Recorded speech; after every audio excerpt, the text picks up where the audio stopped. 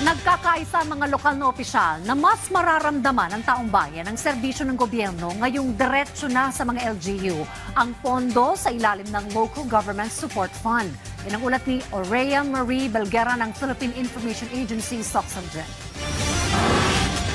Nagpahayag ng suporta ang mga lokal na punong ehekutibo sa Rehiyon 12 sa pagpapatupad ng mas pinalawak na implementasyon ng Local Government Support Fund o LGSF. Layunin nito na direktang maihatid sa mga komunidad ang pondo para sa mahahalagang proyekto at serbisyo. Ayon kay Leonard Escobillo, alkalde ng Tampakan at Vice President ng League of Municipalities of the Philippines, malaking tulong ang programa sa mga munisipyo upang mas mapabilis ang pagtugon sa pangangailangan ng kanilang nasasakupan. Actually, malaking tulong talaga siya sa local government, no? Kasi alam naman natin, si local government, siya talaga yung nasa front line sa pag-address ng mga pangangailangan ng kanyang constituents. Malaking bagay na nabibigyan na ng pansin yung mga local government na nasi-share yung ibang source of fund ng national to the local through this LGSF.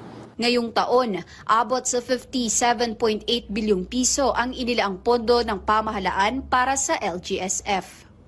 Ang 57.87 bilyong LGSF ay konkretong serbisyong dapat maramdaman sa bawat pamilya. Mas maayos na health centers, paaralan, kalsada at mas maraming oportunidad sa kabuhayan. Ang programa ay mahigpit na imomonitor katuwang ang Department of the Interior and Local Government, civil society organizations at iba't ibang government leagues upang matiyak ang integridad, transparency at wastong paggamit ng pondo ng bayan. Mula dito sa South Cotabato Province, para sa Integrated State Media, Aurea Marie Belguera ng Philippine Information Agency, SOCSAGEN.